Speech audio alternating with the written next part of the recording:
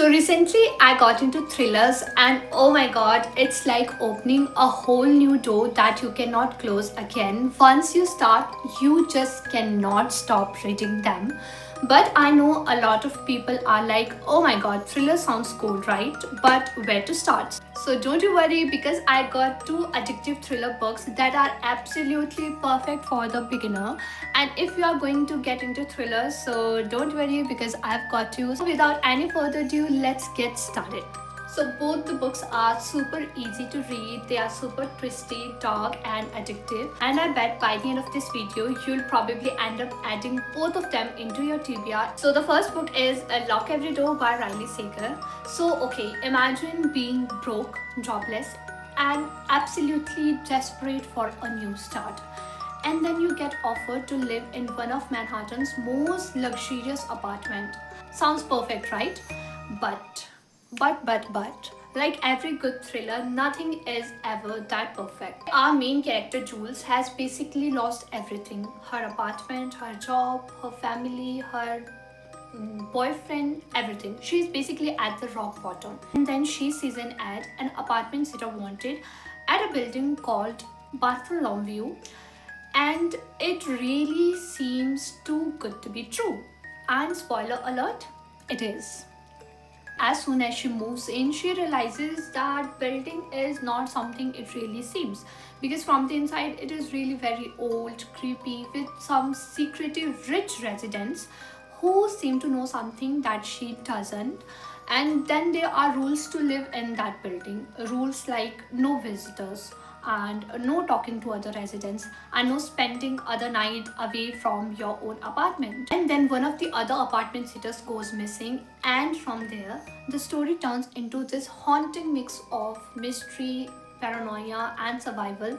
And then you start questioning everything, like the main character Jules herself. You start thinking, is she really imagining all these things, or is it really something sinister going on inside this building? So this book is written into two time frames, now and then, and I really liked the now part because it is really interesting and you're like, oh my god, how the story took this turn and what is happening, what is really going on.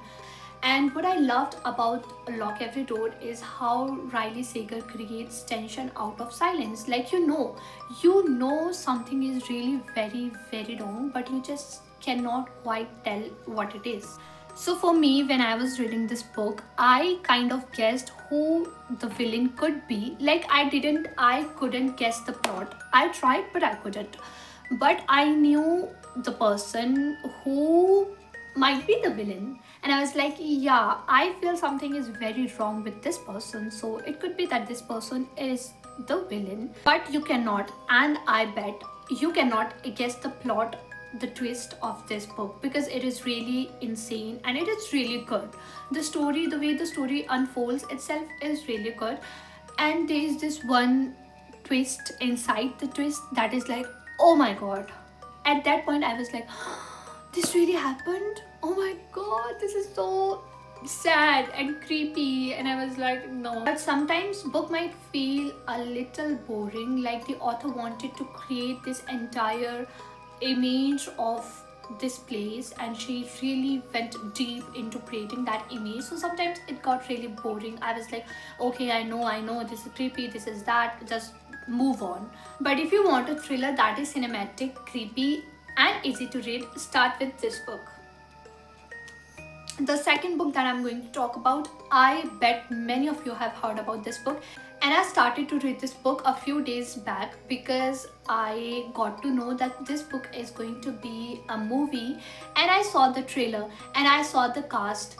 There is this beautiful, gorgeous and very good looking cast, and I was like, okay, now I just need to and I have to read this book. So I got this book and it's called The Housemaid by Frida McFadden. So in this book we follow Millie, and this role is going to be played by Sydney Sweeney, for which I'm very excited because she is really a great actress. Okay, so she is like, this woman Millie lost her everything and now she is desperately looking for a job. Then she got hired as a maid in in a live-in position at the house of a very rich family called the Winchesters. The mom Nina is really like, she seems very sweet but is kind of off, and the dad Andrew is really charming, handsome, and really generous. And then there is the daughter, her name is Cecilia, and she is kind of creepy. And oh my god, who am I kidding? Michaela Morane as a gardener. Are you kidding? That's a complete eye candy, and I love candies. Count me in. At first, it seems like a very normal domestic job, like helping out and cooking and cleaning and things like that, okay? But then with the time, it starts to get a little weird because Nina starts to accuse Millie of things that she didn't do.